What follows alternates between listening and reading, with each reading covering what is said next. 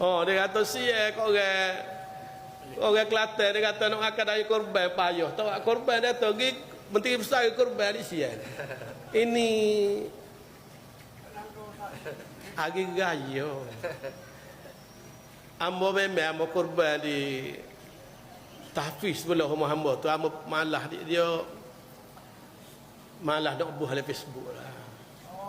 Banyak ekor yo kita sebelahnya. Lebih kurang 20 ekor. Abu malah nak masuk. Tiba dia kata Menteri Besar tak korban di Kelantan ke korban ke jamu orang di Thailand. Ini pelawak. Tapi dia mau waktu ambil gambar, ada gambar betul apa. Tapi ada waktu ambil gambar betul lah ketua polis pun dia pergi juga. Pak mau korban tu. Dia pun sebelah kat saya. Saya mau waktu ambil gambar, dia tak jawab apa, dia cakap kita. Iyyakum wal kadhib. Hai ihzarul kadhib. Naklah kamu jauhkan, beringat Nabi sebut jangan pelawak. Awas, beringat Nabi sebut iyyakum wal kadhib, jangan kamu pelawak. Ni hadis sahih. Fa innal kadhiba yahdi ilal fujur, kerana pelawak ni membawa kepada kejahatan. Wa innal fujur yahdi ilan nar, dan jahat ni boleh membawa orang itu ke neraka. Nabi sebut pelawak ini boleh membawa kepada fujur, kejahatan boleh membawa seseorang itu ke neraka. Wa ma yazalur rajulu yakdhibu wa yataharral kadhib hatta yuktaba indallahi kadzaban. Bila seorang itu sentiasa pelawak dan mencari peluang untuk pelawak. Ada orang lagu tu Nabi sebut lama tu.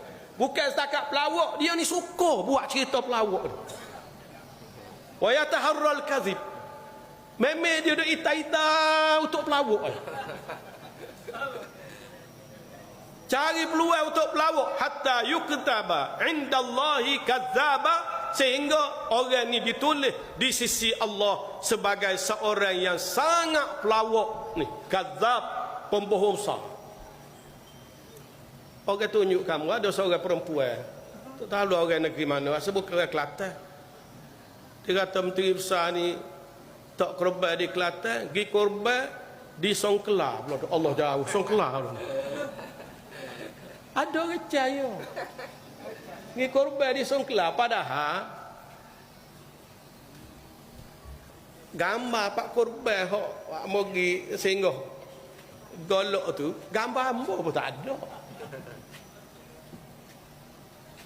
Cuma ada lah gambar hamba tu pak sebelah lembu tu. Dia buh gambar hamba duduk tak kursi kat sebelah lembu tu. Oleh kerana ada tulisan sial, dia kata di Songkla. Apa tak ayak ke bakok dah ni.